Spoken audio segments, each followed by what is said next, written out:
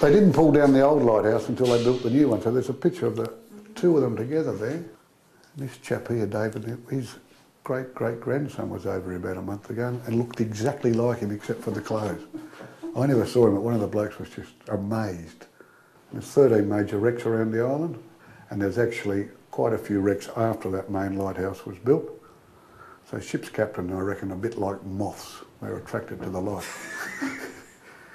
Well, we better tackle the big one. You ready? Ready, sir. 155 steps, all the same. A little bit steeper as we get to the top.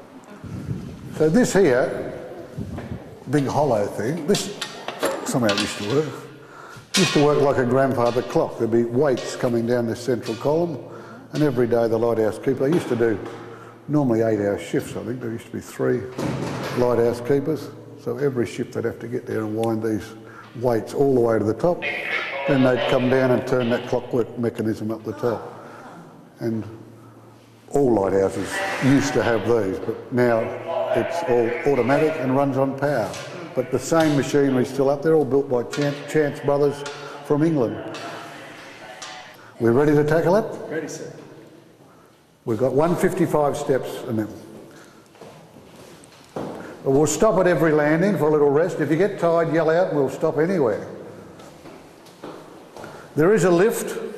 Just lift 1 foot after the other, all the way to the top. Just a copper earth strap in case it gets hit by lightning and conduction, yeah. So if there was a big lightning storm here, I wouldn't hang on to it. So this was the height of that other lighthouse, so we're only halfway. Ready? Yes, sir. The oxygen's there if you need it. You can see in the side walls where there's little holes, that's how they used to have the scaffolding. They must have put spikes across or something in the way they do. I don't know how they actually did. I've never seen any photos of it yet, but I dare say that was all it was a spike in there, and they put the scaffolding. We're nearly there. Now, this is the one, yeah. If you have a look up here, you can see that cable coming through on that pulley, and down, that's what used to, the weights, that's the cable that used to run under the weights. The Lewin Lighthouse has got actual chains, so they just wind the chain all the way to the top. Then the weights will just slowly go down and turn it. And you'll see where that all was connected up the top, because the same machinery is still up there running that lighthouse now. Now this is the last bit. The steps get a bit steeper, and also there's chances you can knock yourself out. So just watch your head. There's a beam just at the top of these steps. This one here.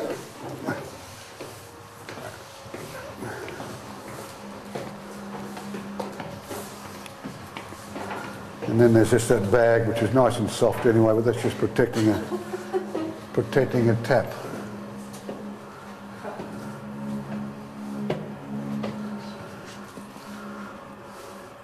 So this whole lens assembly up the top here, it weighs about 4 tonne.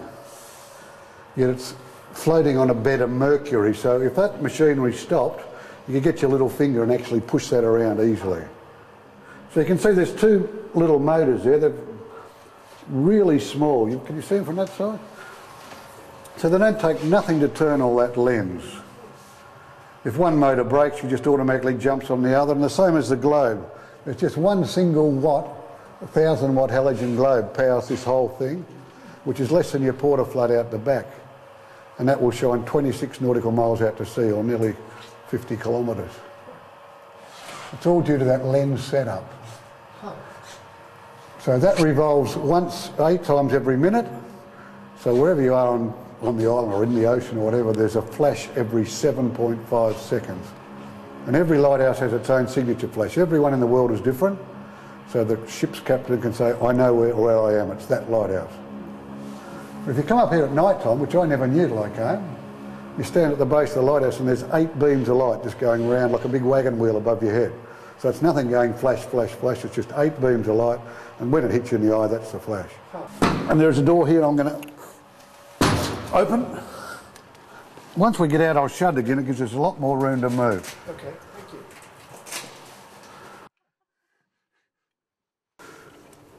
So you've got that side of the island there. If you come around this side, it's magnificent views over Salmon Bay. I'll just watch your back for a minute. I'll shut that door and you'll be able to move around then. And the best views are around here, I reckon. Green Island out there. Salmon Bay down here to the left. And the Oliver Hill Guns tucked around the corner. We've got West End out there. And the narrowest part of the island, Narrow Neck.